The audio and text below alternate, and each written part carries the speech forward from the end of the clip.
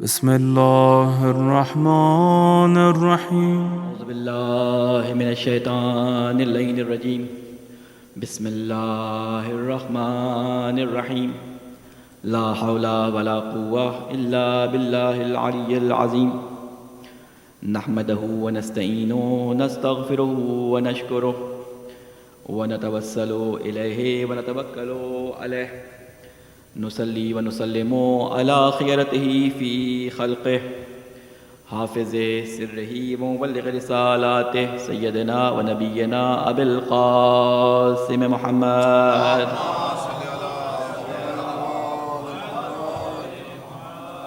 وعلی اہل بیتہ الطیبین الطاہرین المعصومین سیما بقیۃ اللہ فی الارضین قال اللہ تعالی فی کتابہ المبین وقولہ الحق اعوذ باللہ من الشیطان اللعین الرجیم احسب الناس ان یترکوا ان یقولوا آمنا وهم لا یفتنون صدق اللہ العلی العظیم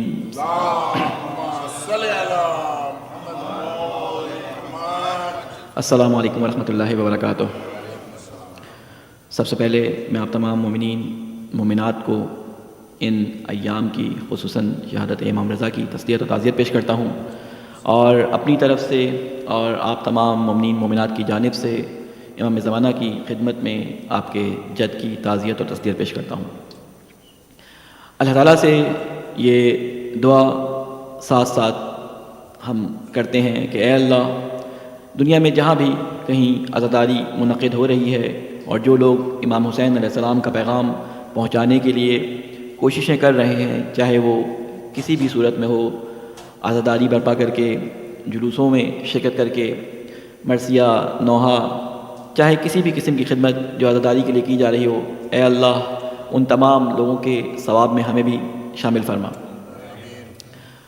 اللہ تعالیٰ کا بہت شکر ہے کہ اللہ تعالیٰ نے ہمیں عزاداری جیسی نعمت دی، اور ہماری ماؤں اور ہمارے والدین کا، بلکہ ماں اور باپ دونوں کا ہی یہ بہت بڑا ہمارے اوپر احسان ہے کہ جب ہم پیدا ہوئے تو ہمیں خاک شفا سے گھٹی دی گئی، اور حسین کی محبت کو ہمارے دلوں میں راسخ کرنے کی بچپن سے ہی کوششیں جاری رکھی گئیں، جس کا آج نتیجہ ہے کہ آج دنیا بھر میں چھوٹا سا بچہ بھی جو ہوتا ہے، جو ابھی الفاظ کو سمجھتا نہیں ہے، لیکن حسین کا نام آتے ہی اپنے سینے پر یا حسین کرنے لگتا ہے۔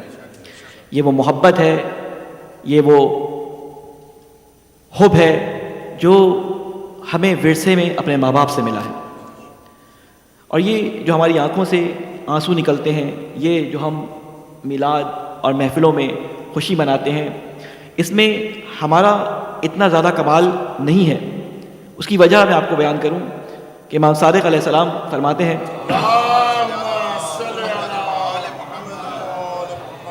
کہ ہمارے شیعہ ہماری بچی ہوئی طینت سے پیدا کیے گئے، یہ ہماری خوشی میں خوش ہوتے ہیں اور ہمارے غم میں غمگین ہوتے ہیں۔ دیکھیں، اگر کوئی آئینے میں اپنا عکس دیکھے اور اپنا آپ اسے اچھا معلوم ہو، اور آپ کے جانے کے بعد آئینہ اس بات پہ اترانا شروع کر دے کہ میں کتنا خوبصورت ہوں کہ میرے اندر عکس نظر آ رہا ہے، تو یہ آئینے کی بے وقوفی کہلائے گی، کیونکہ آئینے کا کمال نہیں ہے کہ وہ عکس خوبصورت ہو گیا، بلکہ اس شخصیت کا کمال ہے کہ جس کی وجہ سے یہ عکس منعکس ہو کے آئینے کے اندر خوبصورت نظر آ رہا ہے۔ ہمارے اندر جو خوشی، ہمارے اندر جو غم کی کیفیات ہیں، یہ اصل میں اس خوشی اور اس غم کی کیفیات ہیں کہ جب امام زمانہ علیہ السلام کے اوپر غم کی کیفیات آتی ہیں، صلی اللہ محمد وعلیہ محمد، جب امام زمانہ علیہ السلام کے اوپر امام حسین کی عزاداری سے، امام حسین کی مرثیے سے، امام حسین کے نوحے سے، امام حسین کے مصائب سے غم کی کیفیت آتی ہے، تو اس کا اثر ہمارے دلوں میں یہ ہوتا ہے کہ ہماری آنکھوں سے خود بخود حسین کا نام سن کر آنسو نکل آتے ہیں۔ جب مولا امام کا ذکر سن کے خوش ہوتے ہیں تو مومنین کے دل مسرت سے بھر جاتے ہیں۔ یہ وہ عکس ہے جو ہماری شخصیتوں میں ایک شیعہ ہونے، ایک محب ہونے کی وجہ سے ظاہر ہوتا ہے۔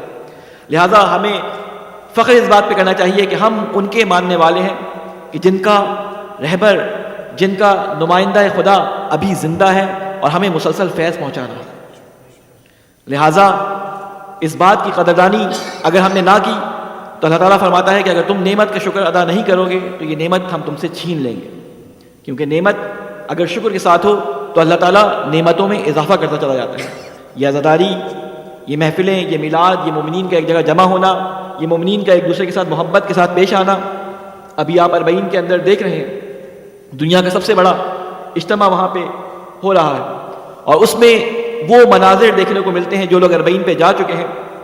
اللہ ہم سب کو توفیق عطا فرمائے، ہم سب کو امام حسین کی 40 کی زیارت نصیب فرمائے کہ جو لوگ وہاں پہ ہیں وہ اس چیز کو حس کرتے ہیں اپنے پورے وجود کے ساتھ کہ اتنے بڑے اجتماع میں کہیں کوئی لڑائی، کوئی جھگڑا، کوئی ایک دوسرے کے اوپر لان تان، ایک دوسرے کے ساتھ ہاتھا پائی کہیں نظر نہیں آتی. اس کی وجہ کیا ہے کہ سب ایک دوسرے کے ساتھ خدمت کے جذبے کے تحت، ایک دوسرے سے محبت کے جذبے کے تحت ایک دوسرے کے ساتھ چل رہے ہوتے ہیں. وہاں پہ کوئی اپنے حقوق مانگنے کے لیے نہیں آتا، سب اپنی ذمہ داری ادا کرنے کے لیے آئے ہوتے ہیں. جب سب اپنی ذمہ داری ادا کرنے کے لیے آتے ہیں تو یاد رکھیں کہ جب انسان اپنی ذمہ داریاں ادا کرنے کی ٹھان لے تو کبھی بھی جھگڑا نہیں ہوتا. یہ 40 کا ہمارے لیے پیغام ہے. تمام ہماری زندگی کے اندر جہاں پر چاہے وہ گھر ہو، چاہے وہ آفس ہو، چاہے وہ ہمارے اطراف میں کوئی بھی ماحول، کوئی بھی سرکمسٹانسز ہو، وہاں پہ اگر حقوق اور ذمہ داریوں کے درمیان جنگ چھڑ جائے تو بہت عجیب سی سچویشن، ایک عجیب سے حالات پیدا ہو جاتے ہیں. اگر میاں بیوی کے درمیان، اولاد اور باپ کے درمیان یہ بحث چھڑ جائے کہ آپ کی ذمہ داری یہ ہے، میرے حقوق یہ ہیں، آپ کے حقوق یہ ہیں، میری ذمہ داری یہ ہے، تو وہاں گھر کے اندر ماں باپ کے درمیان تناؤ پیدا ہو جاتا ہے. اللہ تعالیٰ نے ہمیں 40 کے ذریعے سکھانے کی کوشش کی ہے. دیکھو وہ جگہ کہ جہاں پہ تناؤ پیدا نہیں ہوتا، وہاں پہ سب اپنی ذمہ داریوں کو ادا کرنے کا سوچتے ہیں، کوئی حقوق مانگنے کا نہیں سوچ رہا ہوتا. خاندانوں کے اندر یہ جھگڑے ختم ہو جائیں اگر 40 کا یہ پیغام ہم اپنے گھروں میں لے لیں. نہ بیویاں شوہروں سے لڑیں کہ ہمارے حقوق یہ ہیں، نہ شوہر بیویوں سے لڑیں کہ ہمارے حقوق یہ ہیں، بلکہ اپنی اپنی ذمہ داریاں ادا کرنے کی کوشش کریں. اللہ تعالیٰ نے یہ عزاداری ایسی نعمت رکھی ہے کہ اس کے ذریعے چھوٹے سے چھوٹا بچہ، بڑے سے بڑا، پیر مرد، بزرگ ایک ساتھ اکٹھا اس منبر حسینی سے اپنی مطلب کی بات لیتا ہے، اپنے لیے ہدایت کی ایک راہ چنتا ہے اور اپنا مقصد حیات معین کر کے اس کی طرف چلنا شروع کر دیتا ہے. یہ منبر رسول کا منبر ہے، یہ منبر امام صادق علیہ السلام کا منبر ہے صلی اللہ علیہ محمد وعلیہ محمد. اس منبر سے اس بات کو ادا ہونا چاہیے جو امام صادق علیہ السلام کو پسند ہو، جو رسول خدا کو پسند ہو. یہ منبر علی ہے، یہ منبر زین العابدین ہے. اس منبر پہ وہ باتیں بیان ہونی چاہیے جو ان کی پسندیدہ ہوں. اور ہم نے دیکھا ان تمام ہستیوں کی زندگی کے اندر کہ رسول خدا منبر سے کیا بیان کرتے تھے. رسول خدا لوگوں کو بلاتے تھے اللہ کی طرف، امام علی لوگوں کو بلاتے تھے اللہ کی طرف، امام زین العابدین لوگوں کو بلاتے تھے اللہ کی طرف، امام رضا. ہر امام کی زندگی اٹھا کے دیکھ لیں، ان کا بلاوا کیا تھا کہ ادعو الی سبیل ربک، کہ دعوت دو اپنے پروردگار کی راستے کی طرف. سبیل کہتے ہیں راستے کو. یہ جو ہم سبیلیں لگاتے ہیں، سبیل حسین، یہ دراصل راستہ خدا ہے، یہ راہ خدا ہے. سبیل حسین وہ راستہ ہے جو سب سے سریع اور تیز ترین راستہ ہے خدا تک پہنچنے کا. کیونکہ حدیث ہے امام صادق علیہ السلام کی. وہ حدیث کیا ہے کہ ان الحسین مصباح الہدی و سفینۃ النجات.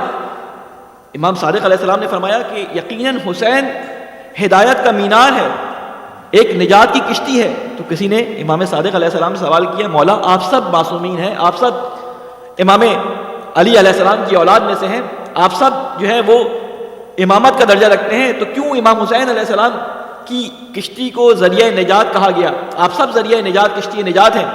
تو مولا امام صادق علیہ السلام نے فرمایا کہ ہم سب کشتی نجات ہیں، لیکن حسین کی کشتی وہ تیز ترین اور سریع ترین کشتی ہے کہ جو لوگوں کو بہت تیزی سے خدا تک پہنچا دیتی ہے. اور ہم نے دیکھا کہ کربلا کے میدان میں امام حسین علیہ السلام نے ثابت کر دیا کہ وہ شخص جو جہنم کے گڑھے میں گر چکا تھا، وہ شخص جس نے اپنے لیے جہنم کے دروازے پہ نام لکھ دیا تھا، جس نے جہنم کے دروازے پہ دستک دے دی تھی، امام حسین علیہ السلام کے لجام فرس پہ ہاتھ ڈال کر کس طرح امام حسین علیہ السلام نے لمحوں میں اس کو دوزخ کی گہرائیوں سے نکال کر جنت کی اونچائیوں اور بلندیوں پہ پہنچا دیا. تو ہم ان مجلسوں میں جب آتے ہیں تو ہمیں اس نیت سے آنا چاہیے کہ ہم اللہ تعالیٰ کا قرب حاصل کرنے کے لیے ان مجالس میں شرکت کر رہے ہیں. ہماری ہر عبادت جس طرح قربتاً الی اللہ ہوتی ہے، یہ عزاداری بھی قربتاً الی اللہ ہونی چاہیے. اسی لیے علماء یہ بیان فرماتے تھے کہ جب عزاداری میں جاؤ تو باوضو ہو کے جاؤ. جس طرح عبادت کے لیے اپنے آپ کو باوضو رکھتے ہو, عزاداری کے لیے اپنے آپ کو باوضو رکھو. ہم انشاءاللہ ان 3 یا 4 مجالس میں آپ کے سامنے کوشش کریں گے کہ زیادہ سے زیادہ اللہ تعالیٰ تک پہنچنے کے لیے ان معصومین علیہ السلام نے جو فرامین بیان کیے, جو طریقہ زندگی انہوں نے اللہ تک پہنچنے کے لیے اختیار کیا, اور قرآن کو کس طرح اپنی زندگی کے اندر الگو اور آئیڈیل اور نمونہ بنایا, ہم کس طرح اپنی زندگیوں میں اس کام پر عمل پیرا ہو کر اپنی زندگیوں کو گل و گلزار بنا سکتے ہیں. ہم کس طرح قیامت میں اللہ تعالیٰ کے نزدیک سرخرو ہو سکتے ہیں.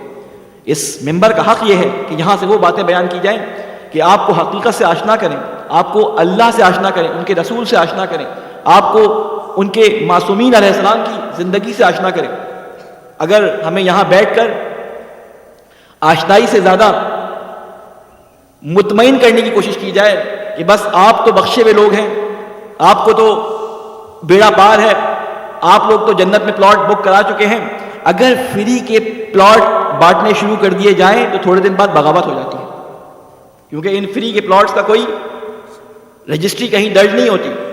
یہاں بانٹ دیے جاتے ہیں, باہر نکلتے ہیں تو کہتے ہیں فراڈ ہو گیا, فراڈ ہو گیا. دیکھیں تمام روایات جتنی بھی عزاداری کے بارے میں آئی ہیں بالکل صحیح روایات ہیں, جس میں کہا گیا کہ جس نے ایک آنسو بہا لیا اس کا ٹھکانہ, اس کی جگہ جنت کے اندر ہے. جس نے امام حسین علیہ السلام کی عزاداری کے اندر کوئی بھی کام کر دیا وہ خدام امام حسین علیہ السلام کے ساتھ شامل ہو گیا. بے شمار روایات آپ کو مل جائیں گی کہ جس نے امام حسین علیہ السلام پہ رونے کی جگہ صرف رونے جیسی شکل بنا لی اس کے لیے جنت واجب ہو جاتی ہے. یہ ساری روایات اپنی جگہ شرط ہے, اپنی جگہ صحیح ہیں, لیکن بشرطہا و شروطہا, کچھ اس کی شرائط ہیں اور کچھ ایسی شرائط ہے کہ اگر ان پہ عمل نہ کیا جائے تو ہم کوالیفائی ہی نہیں ہوتے اس سفارش کے لیے کہ جو ہماری منتظر ہے قیامت کے دن. ہمارے لیے جو سفارش اور جو ایک جسے کہتے ہیں شفاعت قیامت کے دن ہونے والی ہے, وہ ایک خاص میدان ہے شفاعت کا کہ جہاں پہ شفاعت ہونی ہے. اس میدان تک جانے کے لیے بھی کوالیفیکیشن ضروری ہوتی ہے. ہر ٹیم کی کلر کی شرٹ پہننے والا ٹیم کا حصہ نہیں ہوتا. اسٹیڈیم کے اندر ایک ہرے کپڑے پہن کے اور ایک نیلے کپڑے پہن کے ٹیم کھیلنے کے لیے آتی ہے تو ہزاروں کی تعداد میں تماشائی ہرے اور نیلے کپڑے پہن کے الگ الگ جگہوں پہ بیٹھ جاتے ہیں. ان کے غم میں روتے بھی ہیں, آنسو بھی بہاتے ہیں, ان کی خوشی میں اچھلتے بھی ہیں, نعرے بھی لگاتے ہیں, گانے بھی گاتے ہیں, لیکن نہ ان کی تصویر کھنچتی ہے, نہ ان کا اخبار میں نام آتا ہے, نہ ان کا کہیں ذکر ہوتا ہے. ذکر اس کا ہوتا ہے جو میدان عمل میں اترتا ہے. آپ جتنے اس رنگ کی شرٹ پہن کے اس ٹیم کے حامی ہو جائیں آپ تماشائی کہلائیں گے. لہٰذا خالی کالے کپڑے پہننے سے, خالی اپنے ماتھوں پہ یا حسین کے اسٹیکر یا زہرا کے اسٹیکر لگا لینے سے, اپنے جسم پہ یا حسین یا عباس کے ٹیٹو بنوانے سے کوئی شیعہ نہیں ہو جاتا. شیعہ وہ ہوتا ہے جو میدان عمل میں اترتا ہے. شیعہ وہ ہوتا ہے کہ جس کے بارے میں امام صادق علیہ السلام فرمائے کہ یہ ہمارے شیعوں میں ہے, وہ شیعہ ہوتا ہے. اپنے شیعہ کہنے سے کوئی شیعہ نہیں ہو جاتا. جس آیت کریمہ کی میں نے آپ کے سامنے تلاوت کی ہے یہ سورہ عنکبوت کی دوسری آیت ہے کہ جس میں اللہ تعالیٰ یہ ارشاد فرما رہا ہے احسب الناس ان یترکوا ان یقولوا آمنا وهم لا یفتنون. کیا لوگوں نے یہ گمان کر لیا ہے, کیا لوگوں نے یہ خیال کر لیا ہے, حسبہ کہتے ہیں گمان کرنے کو, کہ کیا انہوں نے یہ سوچ لیا ہے کہ ایسا ہونے والا ہے کیا کہ یہ کہہ دیں گے کہ ہم ایمان لے کے آ گئے, وہم لا یفتنون, اور ہم ان کو آزمائیں گے ہی نہیں. یعنی خالی یہ کہنے سے کہ ہم ایمان لے کے آئے اور اس کو آزمایا نہ جائے تو اس کا یہ ایمان قابل قبول اللہ کے نزدیک نہیں ہے. اللہ تعالیٰ قرآن مجید میں دوسری جگہوں پہ فرماتا ہے کہ دیکھو ہم نے تم سے پچھلی قوموں پہ ایسے ایسے عذاب اور ایسی ایسی مشکلات نازل کی کہ وہ اپنی جگہ سے اکھڑ گئے ان کے قدم. کسی کے اوپر آسمان سے عذاب نازل کیا, کسی پہ زمین سے عذاب نازل کیا, کسی پہ ہواؤں کا عذاب بھیجا, کسی پہ پتھروں کا عذاب بھیجا. یعنی ہم نے امتوں کو اس طرح زلزلہ دے کر جھنجھوڑا اور ہلایا ہے کہ جو برے لوگ ہیں وہ اچھوں سے علیحدہ ہو جائیں. یعنی ہم کو آزمائشوں سے اس طرح آزمائشوں کے آگ سے اور تپش سے نکال کر لے کے آئے ہیں کہ اس میں سے اچھے لوگ نکل کر علیحدہ ہو جائیں. کیا تم سمجھتے ہو کہ تمہیں بغیر آزمائشوں کے چھوڑ دیا جائے گا؟ خالی تم جب یہ کہہ دو گے کہ تم ایمان لے کے آ گئے، تم شیعہ ہو گئے یا تم سنی ہو گئے یا تم وہابی ہو گئے یا تم اہل حدیث ہو گئے، یا کیا یہ کہنے سے تمہیں چھوڑ دیا جائے گا؟ تو یہ تمہاری خوش گمانی ہے. تمہارے شیعہ کہنے سے تم شیعہ نہیں ہو جاؤ گے، بلکہ امام صادق کے بتائے ہوئے ان قوانین پہ، بی بی فاطمہ کی بتائی ہوئی اس گائیڈ لائن پہ کہ جو بتایا تھا کہ ہمارا شیعہ کیسا ہوگا، انشاءاللہ آئندہ دنوں میں اس کو میں آپ کے سامنے عرض کروں گا کہ ہمیں کوالیفائی کرنا ہوگا اس کے لیے. اگر میرا کوئی رشتہ دار پاکستان سے مجھ سے کہے کہ مجھے آکسفورڈ یونیورسٹی میں ایڈمیشن لینا ہے، یا مجھے کیمبرج میں ایڈمیشن لینا ہے، یا مجھے فلاں بڑی یونیورسٹی میں ایڈمیشن لینا ہے، اور میں اس کو یہاں سے بروشر بھیج دوں، وہ پورا بروشر رٹ کے آ جائے، پورا بروشر رٹ کر امریکہ پہنچ جائے اور یونیورسٹی کے دروازے میں اسٹوڈنٹس کی صف میں کھڑا ہو جائے، اس سے جب پوچھا جائے کہ جناب آپ نے جو ہے یونیورسٹی کے لیے اپلائی کیا تھا تو آپ نے تمام باتوں کے بارے میں آپ کو علم ہے، آپ کوالیفائی کرتے ہیں؟ کہتے ہیں جی میں نے پورا بروشر آپ کا پڑھ لیا، مجھے حفظ ہے، کہیں سے ہی پوچھ لیں آپ. تو کہتے ہیں آپ کے نمبر کتنے ہیں؟ کہ نمبر کو چھوڑیں، میں نے بروشر آپ کا رٹا ہوا ہے. وہ کہیں نہیں، یہ بتائیں کہ آپ کے پاس فیس کے پیسے ہیں؟ کہہ رہے فیس کو چھوڑیں، مجھے آپ کا پورا بروشر آتا ہے. تو کہیں گے جناب وہ بروشر رہنمائی کے لیے تھا، نہ کہ اس لیے تھا کہ اس کو رٹا جائے. وہ رہنمائی کرنے کے لیے آیا تھا، اس میں جو لکھا تھا اس پہ آپ کوالیفائی بھی کرتے ہیں یا نہیں کرتے؟ تو اگر ہم اس پہ کوالیفائی کرتے ہوئے تو ہم شیعہ ہیں، تو پھر ہمارے ساتھ شیعوں والا سلوک کیا جائے گا. پھر وہ ساری حدیثیں کہ ایک آنسو میں جو ہے وہ جنت ملنے والی ہے، ایک لا الہ الا اللہ کہنے سے جنت ملنے والی ہے. آج انشاءاللہ میں کوشش کروں گا اپنی گفتگو کو امام رضا علیہ السلام کی اس حدیث نورانی سے آپ کے سامنے شروع کروں.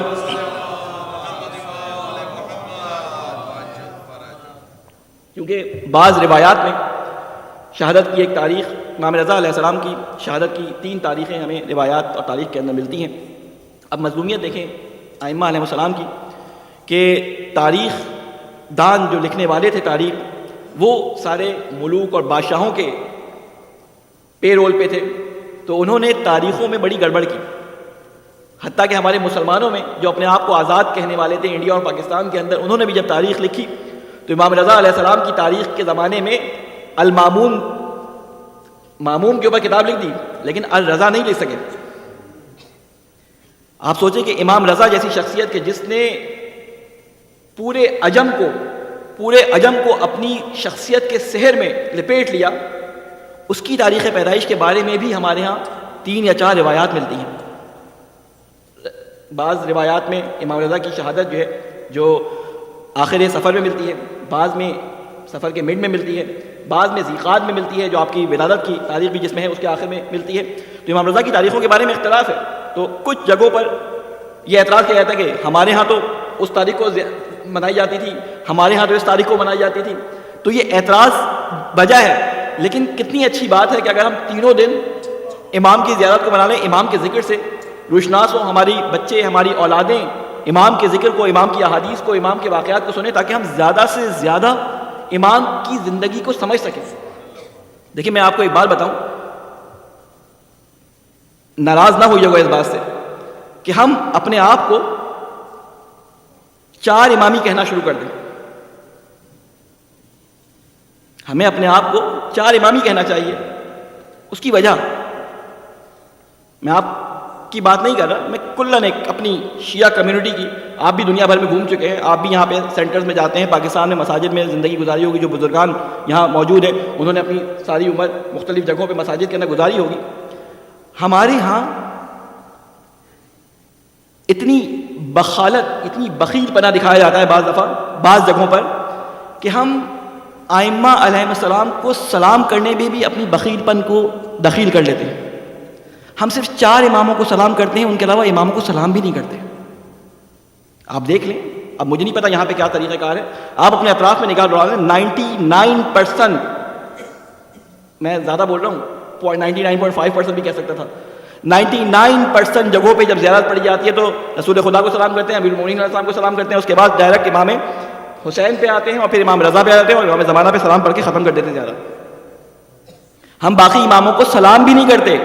ہم اپنے آپ کو 12 امامی کہتے ہیں، لیکن ہم ان سے محبت کا دعویٰ کرتے ہیں، لیکن ہم ان کے بارے میں جانتے نہیں ہیں. یہ ہماری خوش خیالی ہے کہ ہم ائمہ علیہ السلام کے بارے میں جانتے ہیں. اگر آپ کو میری بات بہت زیادہ مبالغہ آرائی سے بھرپور لگ رہی ہو تو آج ایک اپنا ٹیسٹ کیجیے گا. ہم سب اپنا ٹیسٹ کریں کہ ہم سب سے زیادہ جس امام سے محبت کا دعویٰ کرتے ہیں, سب سے زیادہ مولا امیر المومنین علیہ السلام یا امام حسین علیہ السلام. یہ دو امام ایسے ہیں کہ جن سے ہر شیعہ بچہ واقف بھی ہے اور اپنی محبت کا بھرپور اظہار بھی کرتا ہے. آج ان چند واقعات جو کہ ہر جگہ بیان ہوتے ہیں, میں واقعات کو آپ کی نظر سے ہٹا دیتا ہوں. جنگ خیبر کو نکال دیں, امام علی علیہ السلام کی دعوت ذوالعشیرہ کو نکال دیں, آپ امام علی علیہ السلام کی جو ہے وہ جنگیں جو رسول خدا کے ساتھ ہوئی ان کو نکال دیں. امام علی علیہ السلام کی زندگی کے بارے میں ہم کیا جانتے ہیں؟ 4 واقعات کہ وہ 8 سال کی عمر میں رسول خدا کے ولی ضابطۃ ذوالعشیرہ کے اندر جو ہے منتخب ہو گئے. ہم یہ جانتے ہیں کہ امام علی علیہ السلام جو ہے وہ بی بی فاطمہ کے شوہر تھے. ہم یہ جانتے ہیں کہ امام علی کو بی بی رسول خدا نے پالا تھا. ہم یہ جانتے ہیں کہ خیبر کا دروازہ اکھاڑ لیا تھا, جبکہ خیبر کا کوئی دروازہ نہیں تھا, خیبر ایک شہر کا نام تھا. تو اب ہم جانتے کیا ہیں امام علی کے بارے میں؟ ان 6-8 واقعات کو نکال کے ہم امام علی علیہ السلام کی زندگی کے بارے میں اگر 5 پیج لکھ سکیں.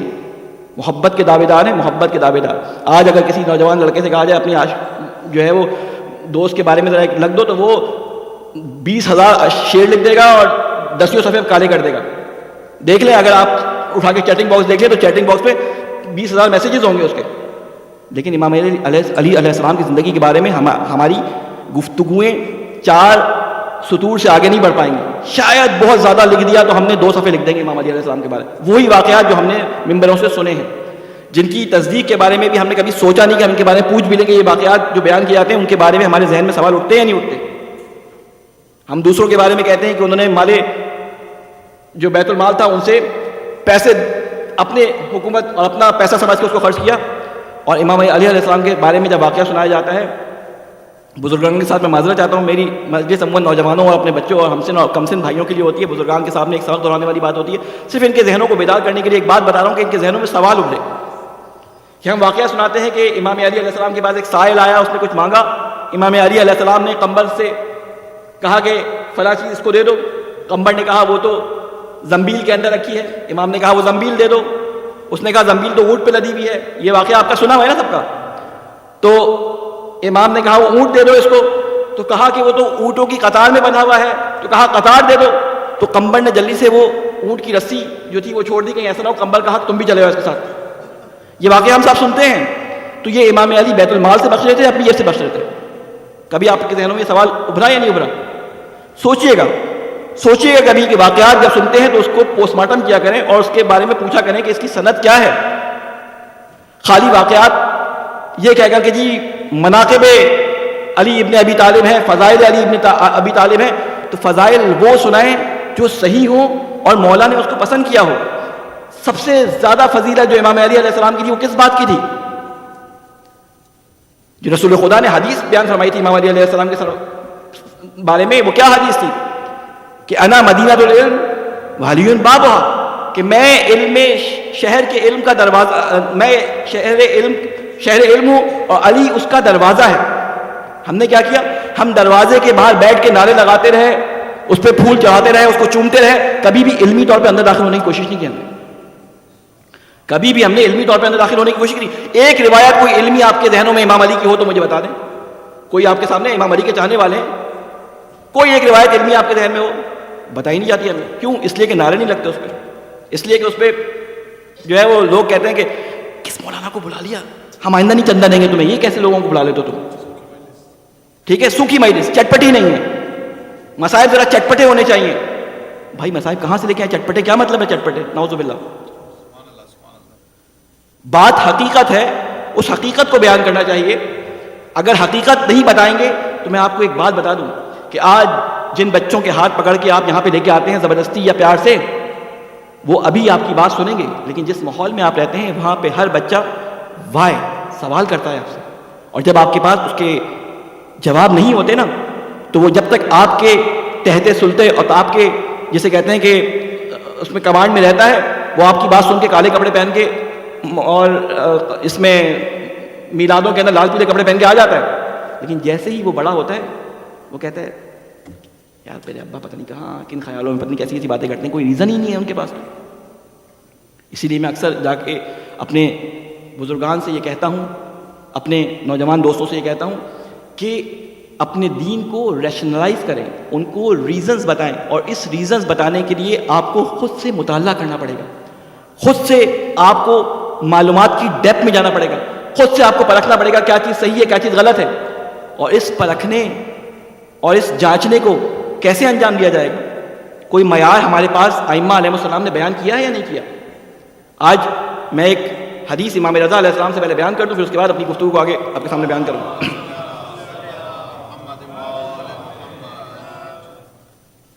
امام رضا علیہ السلام کے بارے میں آپ کو معلوم ہے کہ عباسی دور حکومت کے اندر جب مامون عباسی خلیفہ تھا تو اس زمانے میں مامون کیونکہ کنیز کا بیٹا تھا، اس کا بھائی امین وہ عباسی خاندان کی ایک عورت کا بیٹا تھا، تو مامون کا لوگ احترام کم کیا کرتے تھے. اس نے امین کو حکومت حاصل کرنے کے لیے مار دیا، مامون نے اپنے بھائی کو قتل کر دیا اور حکومت پہ قبضہ کر لیا. اس زمانے میں علوی اور شیعوں کی تحریکیں حکومت کے خلاف مسلسل پورے اسلامی حکومت کے اندر اٹھ رہی تھیں، یعنی سب نعرے لگا رہے تھے کہ ہمیں من رضائے آل محمد کے نام پر، یعنی آل محمد کی رضا کے لیے ہم حکومت حاصل کریں گے، اور بنی عباس نے بھی اسی نعرے کے تحت حکومت بنی امیہ سے چھینی تھی. تو اب ہوتا کیا تھا کہ لوگ مامون کا احترام نہیں کرتے تھے. اس احترام کو دوبارہ قائم کرنے کے لیے مامون نے ایک کام کیا کہ اس کو آ کے یہ رپورٹس ملی کہ مدینہ کے اندر ایک الگ سے حکومت قائم ہے. اس نے کہا کیسی حکومت؟ میں تو یہاں مرو میں خراسان میں رہتا ہوں، وہاں پہ کیسی حکومت ہے؟ کہتے ہیں کہ ایک حکومت تم نے قائم کی ہے جس کے پاس فوجی ہیں اور تم نے زبردستی لوگوں کو اپنے پاس رکھا ہوا ہے، اور ایک حکومت مدینے میں قائم ہے کہ جو لوگوں کے دلوں کو اپنے سے جوڑی ہوئی ہے. اور وہ حکومت کس کی ہے؟ کہتے ہیں وہ دلوں پہ حکومت علی ابن موسیٰ رضا کی ہے، وہ حکومت علی ابن موسیٰ رضا کی ہے. تو یہ کچھ چال چلتا ہے، اور امام رضا علیہ السلام کو اس چال میں پھنسانے کے لیے اللہم صلی اللہ محمد وعلی محمد، امام رضا علیہ السلام کو اس چال میں پھنسانے کے لیے کہ اپنے اغراض و مقاصد کو حاصل کر سکے، اور جتنی تحریکیں شیعوں کے اٹھ رہی تھیں، علویوں کی اٹھ رہی تھیں، ان تحریکوں کو دبانے کے لیے اور امام کے رتبے کو لوگوں کے دلوں میں گھٹانے کے لیے کہ امام جو کہتے ہیں کہ میں زاہد ہوں، میں قانع ہوں، میں جو ہے امام اللہ کی طرف سے ہوں، وہ بھی دنیا پرست ہیں. یہ امام کو اپنی ولی عہدی کے لیے، اپنے جانشین بنانے کے لیے بلاتا ہے، اور مدینے پیغام بھجواتا ہے کہ امام رضا علیہ السلام کو بلایا جائے. انشاءاللہ مصائب میں اس کا میں ذکر کروں گا، لیکن کچھ گفتگو کیونکہ بعض دفعہ ایسا ہوتا ہے کہ مصائب میں پوری بات بیان نہیں ہو پاتی، مصائب میں وہ چیز تشنا رہ جاتی ہے اور نوجوانوں کو پتہ نہیں چل پاتی. تو کیونکہ آج امام رضا علیہ السلام کی حوالے سے مجلس ہے تو میں تھوڑا سا امام رضا علیہ السلام کے حالات آپ کے سامنے بیان کر دوں. تو امام رضا علیہ السلام کو یہ بلاتا ہے اور اپنے جو ایلچی ہے اس کو یہ بھیجتا ہے اور کہتا ہے کہ آپ کو خلیفہ نے جو ہے وہ خراسان میں بلوایا ہے. امام رضا پہلے منع کر دیتے ہیں، 2-4 دفعہ یہ سلسلہ قاصدوں کا جاری رہتا ہے. پھر امام رضا علیہ السلام کو بلانے کے بعد یہ کہتا ہے کہ آپ کو زبردستی جانا ہی پڑے گا، زبردستی آپ کو جانا ہی پڑے گا. تو اس وقت امام رضا علیہ السلام کیا کرتے ہیں کہ اپنے گھر والوں کو بلاتے ہیں، اور گھر والوں کو بلانے کے بعد اپنے اوپر ایک مجلس کرواتے ہیں، اپنے اوپر ایک مجلس کرواتے ہیں. یہ واحد امام ہے جس نے اپنی زندگی پہ اپنے اوپر لوگوں کو رونے کا حکم دیا. آپ دیکھیں کہ تمام امام جتنے بھی ہمارے گزرے ہیں سارے کے سارے عرب علاقے کے اندر ہیں. عراق کا علاقہ ہو گیا، مدینے میں، کاظمین میں، سامرہ میں، یہ عرب منطقے میں ہے. یعنی ان تمام اماموں کا فیض عرب دنیا پہ پہنچا، لیکن پوری عجم جو عرب کے علاوہ دنیا تھی ان سب کو امام رضا علیہ السلام کا فیض پہنچا. یعنی عجم دنیا میں امام رضا علیہ السلام کو بلایا گیا. اور یہ خدا کی جسے کہتے ہیں کہ ایک طریقہ کار تھا کہ کس طریقے سے وہ یہاں پہ آئے. تو جب امام رضا علیہ السلام وہاں سے رخصت ہوئے تو رخصت ہوتے وقت ان کی رخصت بڑی جسے کہتے ہیں وہ مصائب میں عموماً پڑھی جاتی ہے، لیکن میں آپ کو بتاؤں کہ رخصت ہوتے وقت انہوں نے کچھ کام کیے. ان کاموں سے ایک کام یہ تھا کہ آپ نے مدینہ منورہ میں اپنے رسول کی زیارت کی، اور ایک دفعہ نہیں کی، کئی دفعہ رسول کے روضے پہ جاتے، واپس آتے، پھر واپس جاتے. یعنی کئی دفعہ آپ روضے سے نکلتے اور کئی دفعہ روضے پہ جا کے رسول خدا کی قبر پہ آ کے گریا کرتے. پھر اس کے بعد آپ نے حج کا عمرے کا ارادہ کیا اور عمرے پہ اپنے بیٹے امام تقی علیہ السلام کو لے کے گئے. امام تقی علیہ السلام چھوٹے تھے، 5 سال یا 7 سال عمر ملتی ہے ان کی، کہ آپ کی عمر مبارک جو تھی 5 یا 7 سال تھی. اس وقت جب امام تقی علیہ السلام کو وہاں لے کے گئے تو طواف کر رہے تھے، ایک خادم کے کندھے پہ امام تقی علیہ السلام سوار تھے. حجر اسماعیل پہ جب پہنچے تو امام تقی علیہ السلام کو وہاں بٹھا دیا گیا. امام تقی علیہ السلام دور سے اپنے بابا کو طواف کرتے ہوئے دیکھ رہے تھے، اور دیکھ رہے تھے کس طرح بابا یعنی امام رضا علیہ السلام طواف کعبہ کرنے کے دوران خانہ کعبہ کے غلاف سے جا کے چپکتے ہیں، چومتے ہیں، اور اتنی شدت سے گریا کرتے ہیں، اور گریا کرنے کے بعد جب کافی دیر گزر جاتی ہے علیحدہ ہوتے ہیں، پھر طواف چھوڑ کر جو ہے وہ دوبارہ پردہ پکڑ لیتے ہیں، پھر رونے لگتے ہیں۔ اب غلام جب طواف ختم ہو جاتے ہیں، امام رضا جانے لگتے ہیں، تو غلام امام تقی علیہ السلام سے کہتا ہے کہ مولا آپ چلیے، چلنے کا وقت ہو گیا، آپ کے بابا بھی جانے والے ہیں۔ تو امام تقی علیہ السلام جانے سے انکار کر دیتے ہیں، کہتے ہیں میں نہیں جاؤں گا۔ بڑی کوشش کرتا ہے غلام کہ امام تقی علیہ السلام کو لے جائے، لیکن امام تقی اٹھتے نہیں ہیں۔ تو امام رضا سے جا کے کہا جاتا ہے کہ آپ کے بیٹے جو ہیں وہ جانے کو تیار نہیں ہیں۔ تو امام تقی علیہ السلام کے پاس امام رضا آتے ہیں، کہتے ہیں بابا آپ پہ قربان ہوں بیٹا، آپ کیوں نہیں جانا چاہتے؟ امام تقی کہتے ہیں بابا میں آج دیکھ رہا ہوں کہ آپ کعبے سے اس طرح رخصت ہو رہے ہیں جیسے یہ آپ کا آخری طواف ہے۔ امام رضا سینے سے لگاتے ہیں اور امام تقی علیہ السلام کو اپنے ساتھ لے کے چلے جاتے ہیں۔ بہرحال اس طرح کر کے امام رضا علیہ السلام وہاں سے رخصت ہوتے ہیں، اور مامون خاص طور پہ یہ طریقہ اختیار کرتا ہے کہ وہ علاقے جو شیعہ نشین علاقے تھے، جہاں پہ شیعوں کی آبادی تھی، وہاں سے امام رضا کا گزر نہ ہو، یعنی قوم اور کوفہ کے راستے امام رضا کو منع کر دیتا کہ یہاں سے لے کے نہیں آتا، کیونکہ یہاں پہ شیعہ علماء، شیعہ امام حسین کے جسے کہتے ہیں شہادت کے بعد شیعہ چاہنے والے موجود تھے، تو یہ بغداد کے راستے بلاتا ہے۔ لیکن ایک مقام پہ جب نیشا پور کے مقام پہ امام رضا علیہ السلام پہنچتے ہیں، جس حدیث کے لیے میں نے اتنا بڑا مقدمہ باندھا ہے، تو وہاں پہ لاکھوں کی تعداد میں لوگ آپ کو دیکھنے کے لیے جمع ہو جاتے ہیں۔ ان میں سے ہزاروں کی تعداد میں وہ لوگ ہوتے ہیں کہ جو راویان حدیث ہوتے ہیں۔ یہ امام رضا علیہ السلام کی سواری کے پاس آتے ہیں اور درخواست کرتے ہیں کہ اپنے جد رسول خدا کی کوئی حدیث ہمیں سنائیں۔ تو اس موقع پہ امام رضا علیہ السلام اس حدیث کو ارشاد فرماتے ہیں۔ اس حدیث کے بارے میں علماء کا قول یہ ہے، امام احمد ابن حنبل کہتے ہیں کہ اگر اس حدیث کی سند کو کسی مریض پہ یا کسی مردے پر لکھ دیا جائے تو وہ زندہ ہو جائے، اتنی زبردست اس کی سند ہے خالی، تو حدیث کتنی زبردست ہوگی۔ وہ حدیث کیا ہے کہ امام رضا علیہ السلام پردہ اٹھاتے ہیں، لوگوں کی طرف نگاہ کرتے ہیں اور حدیث سناتے ہیں کہ مجھ سے میرے بابا موسیٰ بن جعفر نے، ان سے ان کے بابا نے، ان سے ان کے بابا نے، ان سے مولا امیر المومنین نے، ان سے رسول خدا نے، اور رسول خدا سے جبرائیل نے، اور جبرائیل سے اللہ نے یہ بات فرمائی تھی۔ اس سلسلہ سند کو کیا کہتے ہیں؟ سلسلۃ الذہب، یعنی سونے سے لکھا جانے والا سلسلہ۔ ذہب کہتے ہیں سونے کو، کہتے ہیں اتنا قیمتی سلسلہ تھا کہ اس کے بارے میں امام رضا فرماتے ہیں کہ یہ فرمایا، پھر فرمایا کہ لا الہ، حدیث یہ ہے لا الہ الا اللہ حسنی، کہ لا الہ الا اللہ اللہ تعالیٰ کا قلعہ ہے، من قالہا، جس نے یہ کہا، دخل فی الجنہ، وہ جنت میں داخل ہو گیا، امن من عذابی، وہ عذاب سے امن میں آ گیا، امن من عذابی، وہ اللہ تعالیٰ کے عذاب سے امن میں آ گیا۔ یہ کہہ کر امام رضا چلنے لگتے ہیں، لوگ کہتے ہیں مزید فرمائیں، تو امام رضا علیہ السلام یہ جملہ غور سے سنیے گا، یہ ہے اصل جملہ جو میں آپ کو بتانا چاہ رہا تھا۔ امام رضا علیہ السلام اپنے اونٹ کے کجاوے کا پردہ ہٹاتے ہیں اور کہتے ہیں کہ بشرطہا و شروطہا و انا من شروطہا، کہ اس لا الہ الا اللہ کہنے سے جو کہ قلعہ ہے جس میں داخل ہونے کے بعد عذاب سے بچ جایا جاتا ہے، اس کی کچھ شرط و شرائط ہیں، اور میں ان شروط میں سے ایک شرط ہوں، یعنی ولایت، امام کو ماننا ان شروط میں سے ایک شرط ہے۔ یعنی فقط لا الہ الا اللہ کہنے سے تم جنت میں امن میں نہیں آ جاؤ گے، تم جنت کے حقدار نہیں ہو جاؤ گے، بلکہ اس کے لیے تمہیں میری ولایت کو ماننا پڑے گا، میری امامت کو ماننا پڑے گا۔ امام رضا وہ واحد امام تھے امام حسین علیہ السلام کے بعد کہ جنہوں نے بے بانگے دہل اپنی امامت کا مدینے میں اعلان کر دیا تھا۔ ہارون الرشید کے بعد جب اس نے امام موسیٰ کاظم علیہ السلام کو شہید کروا دیا، تو امام موسیٰ کاظم کے بعد امام رضا علیہ السلام نے اپنی امامت کا اعلان کر دیا۔ تو کسی نے کہا کہ آپ کے والد کو اس نے شہید کروا دیا، اتنے سال قید میں رکھا، آپ کو کہیں ہارون قتل نہ کر دے، تو آپ نے کہا کہ وہ میرا بال بھی بیکا نہیں کر سکتا۔ اور وہاں پہ آپ نے رسول خدا کا ایک قول سنایا کہ رسول خدا نے مکہ کے اندر جب اپنی تبلیغ کے ابتدائی ایام تھے تو اس میں کہا تھا کہ اگر ابو جہل میرا ایک بال بھی میرے جسم سے ہٹا دے تو میں محمد نہیں ہوں، اور آج میں محمد کا بیٹا علی ابن موسیٰ رضا یہ کہتا ہوں کہ ہارون اگر ایک بال بھی میرا بیکا کر دے تو میں امام نہیں ہوں۔ یعنی اتنی شجاعت کے ساتھ امام نے اپنا اعلان کیا تھا۔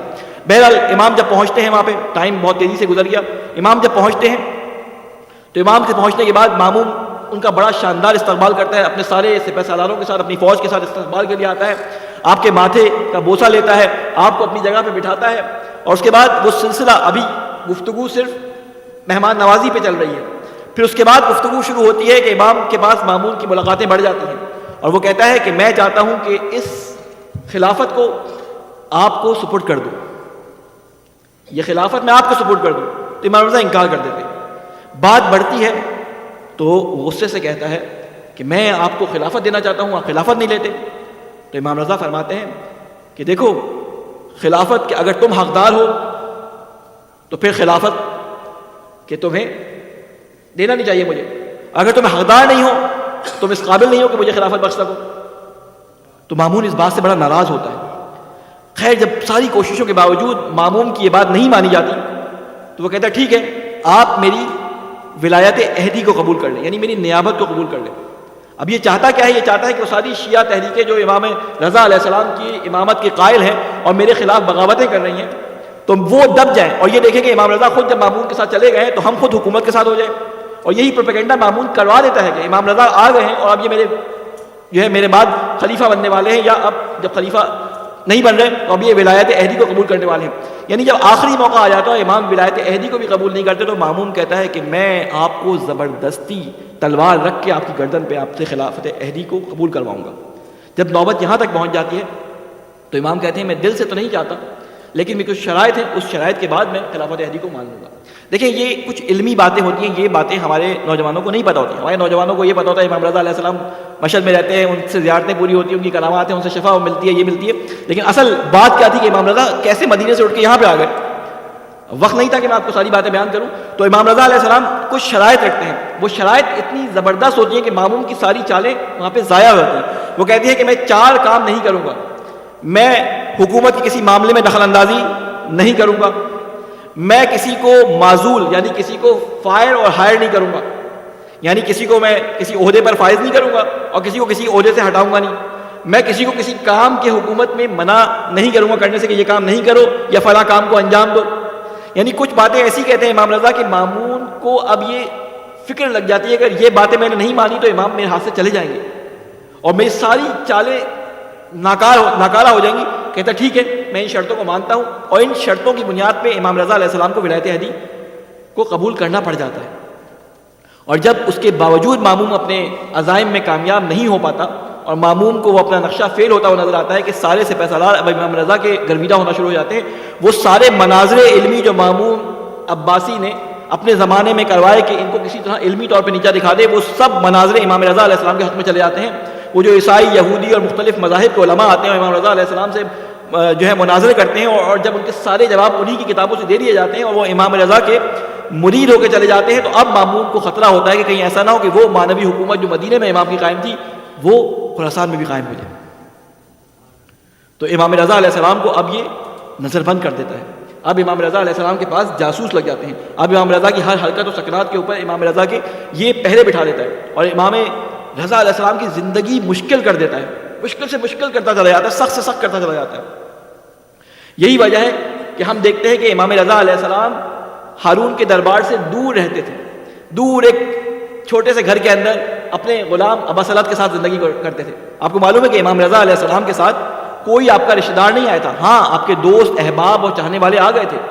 حضرت معصومہ بھی جو نکلی ہیں اپنے بھائی سے ملنے کے لیے، وہ امام رضا علیہ السلام کے جانے کے 1 سال بعد نکلی ہیں. آپ کو معلوم ہے کہ حضرت معصومہ کا انتقال جو ہے وہ حضرت امام رضا سے پہلے ہو گیا تھا. یعنی یہ ملنے کے لیے آئی ہیں اور قم میں بیمار ہو گئیں، اور بیمار ہونے کے بعد قم میں ہی ان کا انتقال ہو گیا، بھائی سے ملاقات نہیں کر سکی. تو اسی لیے امام رضا علیہ السلام کی یہ حدیث ہمیں ملتی ہے. عموماً آپ زائرین جو لوگ جا چکے ہیں، جو لوگ آپ کے گائیڈ ہوتے ہیں، وہ آپ کو بتاتے ہوں گے کہ امام رضا علیہ السلام نے یہ فرمایا تھا کہ جب تم میری زیارت کے لیے آؤ تو پہلے میری بہن کی زیارت کے لیے جاؤ اور پھر میرے پاس آؤ. اور جو کچھ قوم سے لوگ آئے ہوئے تھے تو ان سے کہا تھا کہ ہمارے جگر کا ایک ٹکڑا تمہارے ہاں دفن ہے. کسی نے پوچھا کون؟ کہا کہ فاطمہ معصومہ، میری بہن، جس نے اس کی زیارت کی گویا جنت اس کے لیے واجب ہے. یعنی بہت کم زیارتیں ہیں جو ائمہ معصومین علیہ السلام سے وارد ہوئی ہیں. جیسے زیارت جامعہ ہے جو امام تقی علیہ السلام سے آئی، یا زیارت عاشورہ ہے، یا زیارت وارثہ ہے، اسی طرح زیارت حضرت معصومہ امام رضا علیہ السلام سے امام حضرت معصومہ کے لیے آئی ہے. یعنی معصوم کی زبان سے آئی ہے. حضرت عباس کی زیارت، غیر معصوم کی زیارت امام کی زبان سے آئی. 3 معصوم ہیں، 3 غیر معصوم ہیں کہ جن کی زیارت معصوم نے خود بیان فرمائی. ایک حضرت عباس، ایک حضرت علی اکبر، حضرت معصومہ. یعنی سوچیں کہ حضرت زینب کی زیارت بھی نہیں ہے، لیکن یہ 3 ہستیاں ایسی ہیں. کیوں؟ کہ انہوں نے اپنے امام وقت کے لیے اپنے آپ کو قربان کر دیا. حضرت زینب کا ذکر تو اتنا بلند ہو گیا کہ وہ امام حسین کی شریکت الحسین بن گئی، لیکن حضرت معصومہ جن کو کوئی نہیں جانتا تھا، موسیٰ کاظم علیہ السلام کثیر الاولاد تھے، ان میں سے ایک بہن اٹھی اپنے بھائی سے محبت کرتے ہوئے. محبت صرف بھائی کے عنوان سے نہیں تھی، محبت امام کے عنوان سے تھی، ولی کی اور ولایت کے عنوان سے تھی. اپنے ولی سے ولایت عہدی نبھانے کے لیے، ولی سے عہد کرنے کے لیے حضرت معصومہ چلی تھی. اس لیے آج یہ رتبہ حضرت معصومہ کا ملا کہ جو ان کی زیارت کر لے اس کے لیے جنت واجب. تو انشاءاللہ ہمارے آگے دنوں میں یہ گفتگو جاری رہے گی کہ یہ جنت واجب کی جو ہم روایات بیان کرتے ہیں، یہ جنت واجب ہوتی کس طرح ہے. آج میں رسول خدا کی ایک روایت سنا کے آپ کے لیے اس بات کو تھوڑا سا آسان کر دوں کہ کل جب آپ لوگ آئیں تو آپ لوگوں کے ذہنوں میں یہ روایت ہو. ایک صلوات بھیجے محمد والے محمد.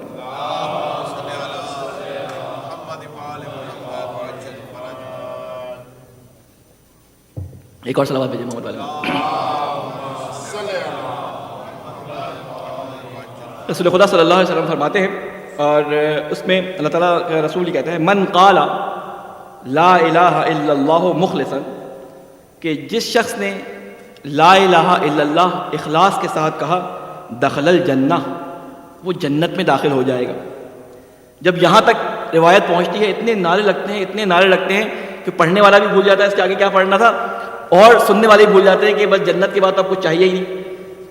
تو آگے وہ پھر کہتا ہے کہ چلو یہاں نعرے اتنے لگ گئے، مجلس کا نقطہ لگ گیا، اب آگے بڑھو. لیکن آگے روایت کا حصہ موجود ہے. اس میں رسول خدا نے یہ ہمیں بتایا کہ مخلص کی تعریف اپنی طرف سے نہ کر لینا پسند کی، کہ مخلص کسے کہتے ہیں میں بتاؤں گا. تو اللہ تعالیٰ کے رسول فرماتے ہیں، وَإِخْلَاصُهُ، مخلص کون ہے؟ وَإِخْلَاصُهُ، اس کا اخلاص، أَن تَحْجُزَهُ لَا إِلَٰهَ إِلَّا اللَّهُ أَمَّا حَرَّمَ اللَّهُ عَزَّ وَجَلَّ. کہتے ہیں کہ لا الہ الا اللہ اخلاص سے پڑھنے کا مطلب یہ ہے کہ وہ شخص جس نے لا الہ الا اللہ پڑھا ہو، اس کا اخلاص اسے اس بات سے روکے، یہ لا الہ الا اللہ کہ جو چیزیں اللہ نے حرام کی ہیں وہ ان چیزوں سے اپنے آپ کو بچائے. یعنی لا الہ الا اللہ پڑھنے کا مطلب یہ نہیں ہے کہ میں مسلمان گھر میں پیدا ہو گیا، میرے ابا اماں سگڑ دادا مسلمان تھے تو میں مسلمان ہوں، اور مجھے اسی کھاتے میں رشتہ داری کی بنیاد پہ، نسل کی بنیاد پہ ڈال دیا جائے گا جنت میں. نہیں، ایسا کوئی کہانی نہیں ہونے والی. اللہ کی کسی سے رشتہ داری نہیں ہے، اللہ رشتہ داری نبھاتا ہی نہیں ہے. اللہ تعالیٰ تو کسی کی، جسے کہتے ہیں نا کہ منہ دیکھے کی بھی محبت اگر وہ غلط کام کرے رکھتا ہی نہیں ہے. وہ اپنے نبیوں کو کہہ دیتا ہے، وہ اپنے ولیوں کو کہہ دیتا ہے، وہ اپنے دشمنوں کو کہہ دیتا ہے. یعنی کسی سے اللہ تعالیٰ جسے کہتے ہیں نا رکھ رکھاؤ نہیں رکھتا. جو ہاں غلط بات ہوتی ہے اللہ تعالیٰ فوراً قرآن مجید میں اس کو ظاہر کر دیتا ہے. آپ دیکھ لیں حضرت آدم کے بارے میں، حضرت یونس کے بارے میں، حضرت موسیٰ کے بارے میں، رسول خدا کے بارے میں، حتیٰ کہ اللہ تعالیٰ بعض دفعہ بڑے سخت لہجے میں بات کرتا ہے. اے رسول، اگر آپ نے نہیں پہنچایا پیغام تو گویا آپ نے رسالت کا حق ہی ادا نہیں کیا. وہ رسول جس کے لیے اللہ تعالیٰ نے کہا تھا کہ یہ تمام کائنات میں نے آپ کی محبت میں خلق کی ہے، اس کو ایسے ڈانٹ کے، اگر اللہ تعالیٰ یہ بات قرآن مجید میں بیان نہیں کرتا تو ہماری جرت نہیں تھی، ہماری زبانیں جل جاتی اگر ہم اپنی زبان سے یہ بات کہتے، توہین رسالت ہو جاتی. لیکن اللہ نے قرآن مجید میں یہ بات بیان کر دی. تو اللہ تعالیٰ کسی سے رکھ رکھاؤ نہیں کرتا. اللہ تعالیٰ کہتا ہے کہ نسبت کی بنیاد پہ، رشتہ داری کی بنیاد پہ، خاندان کی بنیاد پہ، نسل کی بنیاد پہ کوئی جنت پہ جانے والا نہیں ہے. تو اس لیے جو جنتیں تمہیں ملی ہوئی ہیں ان کو ایک دفعہ ان کے کاغذات ویریفائی کروا لو، کسی عالم کے پاس جا کے ویریفائی کروا لو. اور میں یہاں پہ درخواست کروں گا اپنے بزرگان سے کہ وہ بچے جو اشعار پڑھنے کے لیے آتے ہیں ان کے اشعار کو کم از کم آپ لوگ ایک دفعہ پڑھ کر بتا دیا کریں کہ ان اشعار میں خدا نخواستہ کوئی بے ادبی نہ ہو رہی ہو، کوئی بے ادبی نہ ہو رہی ہو. بعض دفعہ بچے بیچاروں کو اردو نہیں آتی، وہ انگلش میں لکھے ہوئے اشعار پڑھ دیتے ہیں، لہن ان کو یاد ہو جاتا ہے، لیکن بعض دفعہ اس میں ایسی بات کہے جاتے ہیں جو صریحاً قرآن و حدیث کے خلاف ہوتی ہے، صریحاً تعلیمات رسول کے اور تعلیمات امام حسین کے خلاف ہوتی ہے. اس لیے میں بزرگان سے کہوں گا کہ جو بچے یہاں پہ آتے ہیں ان سے کم از کم ان کے اشعار کو کسی عالم کو دکھائیں، کوئی بڑے بزرگان ہیں ان کو دکھائیں کہ آیا یہ اشعار جو کہے ان میں مبالغہ آرائی کفر کے دائرے میں تو داخل نہیں ہو رہی. مبالغہ آرائی شعر میں اجازت ہے کرنے کی، لیکن کہیں ایسا تو نہیں کہ وہ کفر اور الحاد کے داخلے میں یا شرک کے دائرے میں داخل ہو جائے. تو کم از کم یہ بزرگان آپ لوگ جو بڑے پرانے لوگ ہیں آپ لوگ کم از کم دیکھ لیا کریں. ایک سوال بھیجے محمد والے میں. تو بس میری درخواست اپنے جسے کہتے ہیں کہ اختتام پہ پہنچتی ہے، کیونکہ ٹائم میرے پاس بہت کم ہے. انشاءاللہ کل سے اپنی گفتگو کو میں صحیح سے آغاز کروں گا، کیونکہ آج امام رضا علیہ السلام سے ہماری گفتگو مربوط تھی. تو بس میں ایک واقعہ چھوٹا سا سنا کر اور اس کے بعد ربط مصائب دوں کہ امام رضا علیہ السلام نے ان تمام باتوں کو جو ہمارے ذہنوں میں بیٹھی ہیں، کسی نسبت کی وجہ سے، سید ہونے کی وجہ سے یا کسی خاص خاندان میں ہونے کی وجہ سے ہم اپنے آپ کو جنت کا یا ان اماموں کا زیادہ چہیتا یا جنت کا زیادہ حقدار سمجھنے لگتے ہیں. امام رضا علیہ السلام کی زندگی کا ایک واقعہ آپ کے سامنے بیان کروں اور اس کے بعد اپنی گفتگو کو تمام کروں. امام رضا علیہ السلام جب یہاں پہ ولایت عہدی کے عہدے پہ موجود تھے تو آپ کا بھائی جس کا نام تھا زید، امام موسیٰ کاظم علیہ السلام کا بیٹا، سگا بیٹا، امام رضا کا سگا بھائی، اور یہ ان تحریکوں میں سے ایک تحریک کا بانی تھا، اور اس نے ایک بنی عباس کے محلے پر حملہ کر کے وہاں کے گھروں کو آگ لگا دی. جب اس کو پکڑ کے لایا گیا تو مامون عباسی نے اس سے کہا کہ تم میں کیا پڑی تھی، ہمارے دشمنوں کے گھر جلاتے، کہ بنی امیہ کے گھر تھے، یہ دوسرے جو تھے بنو مروان ان کے گھر تھے، ان کے گھروں کو جلاتے، تم نے بنی عباس کے گھروں کو جلا دیا، انہی کے شہروں میں رہتے ہوئے تم نے بنو عباس کے گھروں کو جلا دیا. تو ذرا یہ مزاحیہ مزاج تھا. اس نے کہا کہ ہاں اگلی دفعہ چلیں، مجھ سے غلطی ہو گئی، اگلی دفعہ جب ہوا تو میں ان کے گھروں کو جلاؤں گا. تو مامون نے خیر ایک بہانہ دیکھا، اس نے اس کو امام رضا علیہ السلام کے پاس بھیج دیا. اور جب امام رضا کو یہ بات پتہ چلی تو امام رضا علیہ السلام نے بڑی سختی سے اس کے ساتھ پیش آ کے کہا کہ تمہارے بارے میں نے سنا ہے کہ تم یہ کام کرتے پھر رہے ہو اور لوگوں کو یہ کہتے پھر رہے ہو کہ میں موسیٰ ابن جعفر کا بیٹا ہوں، میں اولاد فاطمہ میں سے ہوں اور میری برتری یوں ہے. تو فاطمہ نے تو اپنی عبادت اور اپنی خشوع و خضوع سے اللہ کے سامنے اپنی بندگی کو ثابت کر دیا تھا. موسیٰ ابن جعفر نے قید میں رہ کر اور اللہ کی عبادت کر کے اس رتبے کو حاصل کیا تھا، اور تم لوگوں کو گھر جلا کے سمجھتے ہو تم موسیٰ ابن جعفر کی اولاد ہو. میرا تمہارے ساتھ کوئی نسبت، میری تمہارے ساتھ کوئی نسبت نہیں. اور پھر وہاں پہ قرآن کی وہ آیت پڑھی کہ جہاں پہ حضرت نوح علیہ السلام سے اللہ تعالیٰ نے یہ فرمایا تھا کہ جب حضرت نوح علیہ السلام نے یہ کہا تھا کہ میرا بیٹا پہاڑ پہ چل گیا ہے، وہ میرا بیٹا ہے، تو اللہ تعالیٰ نے کہا تھا کہ وہ تمہارے اہل میں سے نہیں ہے، کہ جو اللہ کی نافرمانی کرے اللہ تعالیٰ اس شخص کو کہ جو نسبی اولاد ہوتی ہے اس کو بھی نبی یا امام سے دور کر دیتا ہے. تو امام رضا علیہ السلام نے کہا کہ زید تم نہ میرے بھائی ہو نہ موسیٰ ابن جعفر کے بیٹے ہو اگر تمہاری یہ حرکتیں ہوں گی. انہوں نے اپنی اطاعت کے ذریعے خدا کو راضی کیا تھا. اس کا لقب تاریخ میں اگر آپ دیکھیں زید النار کے نام سے، جلا دینے والا، یعنی اتنا بدبخت یہ شخص تھا، لیکن تھا امام کا بھائی. تو امام کا بھائی ہونے کی وجہ سے یا امام کا بیٹا ہونے کی وجہ سے کسی کو بخشش نہیں مل جاتی. وہ اعمال ڈیسائیڈ کرتے ہیں کہ کون امام والا ہے اور کون امام والا نہیں ہے. آپ کو معلوم ہے کہ اس محرم میں آخر میں بالکل جب محرم ختم ہو رہا ہوتا ہے تو امام رضا علیہ السلام کی شہادت 28 صفر یا 27 صفر آتی ہے، تو اس میں امام رضا علیہ السلام کے مصائب پڑھے جاتے ہیں. انشاءاللہ اس دن بھی ان مصائب کو آپ سنیں گے علماء کرام سے. میں آج آپ کے سامنے بیان کرتا ہوں کہ امام رضا علیہ السلام کے جو مصائب پڑھے جاتے ہیں، امام رضا کے ہی مصائب میں یہ بات کیوں بیان کی جاتی ہے. جب پہلی محرم ہوتی ہے، محرم کی ابتدا ہوتی ہے، تو امام رضا کی اس حدیث سے ہوتی ہے کہ یبن شبیب ان کنت باقیا، اے شبیب اگر تم رونا چاہو تو سب سے پہلے میرے جد امام حسین علیہ السلام پہ گریا کرنا. امام حسین علیہ السلام کے اوپر وہ ظلم ہوا کہ جس طرح ایک جانور کو ذبح کر دیا جاتا ہے، میرے جد امام حسین علیہ السلام کو کربلا کے میدان میں ذبح کر دیا گیا. جب محرم کی ابتدا ہوتی تو لوگ کہتے کہ ہمیں چاند دیکھنے کی ضرورت نہیں ہوتی. علی ابن موسیٰ رضا کے گھر سے آہو پکاؤ نالو شیون کی آوازیں آنے لگتی تو ہم سمجھ جاتے کہ محرم شروع ہو گیا ہے. 2 محرم تھا. دیبل خزائی امام رضا علیہ السلام کے پاس آیا اور کہا کہ میں نے آپ کے جد امام حسین علیہ السلام کے لیے کچھ شعر کہیں. امام حسین نے کہا دیبل رک جاؤ. خادم کو حکم دیا کہ گھر کی تمام خواتین کو بلاؤ. ایک پردہ لگایا گیا. یہ آج سنت جو ہے نا، پردے کے اس طرف خواتین بیٹھتی ہیں، امام رضا علیہ السلام نے سنت ڈالی تھی کہ پردے کے اس طرف خواتین کو بٹھایا گیا. مردوں کو اپنے خادموں کو امام رضا علیہ السلام نے بٹھایا اور پھر دیبل سے کہا کہ دیبل مرثیہ پڑھنا شروع کرو. دیبل نے مرثیہ پڑھنا شروع کیا. فاطمو قومی یا بنت الخیر فندبی نجوم السماوات بعرض فلاتن. اے فاطمہ، اے بہترین خلق کی بیٹی، آپ جو رو رہی ہیں، آج آپ کربلا آ جائیے. آج آپ کے ستارے کربلا کی زمین میں جا بجا پھیلے ہوئے ہیں.